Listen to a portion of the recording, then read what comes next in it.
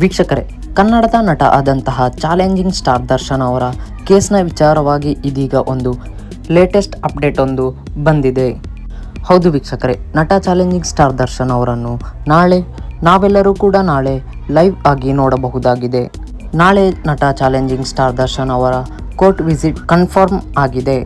ಇದೀಗ ರೇಣುಕಾಸ್ವಾಮಿ ಅವರ ಕೇಸ್ ಪರವಾಗಿ ಇದೀಗ ಟ್ರಯಲ್ ಕೂಡ ನಡೆದಿದ್ದು 15 ಆರೋಪಿಗಳ ವಿಚಾರಣೆ ಕೂಡ ನಡೆದಿದ್ದು, ನಿನ್ನೆ ಅಷ್ಟೇ ಆ 15 ಆರೋಪಿಗಳು ಮತ್ತು ದರ್ಶನ್ ಅವರ ಲೈವ್ ಕಾನ್ಫರೆನ್ಸ್ ಮೂಲಕ ನ್ಯಾಯಾಧೀಶರು ವಿಚಾರಣೆಯನ್ನು ನಡೆಸಿದ್ದಾರೆ. ನಾಳೆ ನಟ ದರ್ಶನ್ ಸೇರಿದಂತೆ ಉಳಿದ 15 ಆರೋಪಿಗಳು ಕೂಡ ಕೋರ್ಟ್ಗೆ ಬರುವಂತೆ ನ್ಯಾಯಾಧೀಶರು ಸೂಚಿಸಿದ್ದಾರಂತೆ.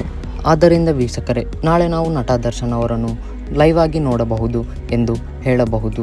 ವೀಕ್ಷಕರೇ, ನೀವು ಕೂಡ ನಟ ದರ್ಶನ್ ಅವರ ಅಭಿಮಾನಿಯಾದಲ್ಲಿ ತಪ್ಪದೇ ಕಮೆಂಟ್ ಮೂಲಕ ತಿಳಿಸಿ ಹಾಗೂ ಹೆಚ್ಚಿನ ವಿಡಿಯೋಗಾಗಿ ನಮ್ಮ ಪೇಜನ್ನು ಸಬ್ಸ್ಕ್ರೈಬ್ ಮಾಡಿಕೊಳ್ಳಿ.